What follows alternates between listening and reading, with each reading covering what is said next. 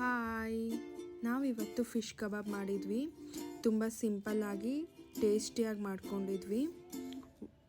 ಒಂದು ಬೌಲ್ಗೆ 2-3 spoon chilli powder, ಸ್ವಲ್ಪ ಟರ್ಮರಿಕ್, ಸ್ವಲ್ಪ ಪೆಪ್ಪರ್ ಪೌಡರ್, 1 ಎಗ್, ಸ್ವಲ್ಪ ಉಪ್ಪು ಹಾಕಿ ಚೆನ್ನಾಗಿ ಕಲಿಸ್ಕೊಳ್ಳಿ.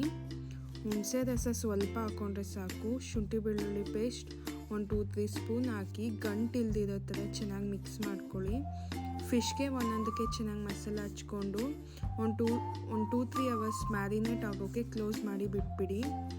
ಆಯಿಲ್ ಬಿಸಿ ಆದಮೇಲೆ ಫಿಶ್ನ ಒಂದೊಂದನ್ನೇ ಹಾಕ್ಕೊಂಡು 2 ಸೈಡ್ಸ್ ಚೆನ್ನಾಗಿ ಫ್ರೈ ಮಾಡಿಕೊಂಡ್ರೆ ಫಿಶ್ ಕಬಾಬ್ ರೆಡಿ. Thank you.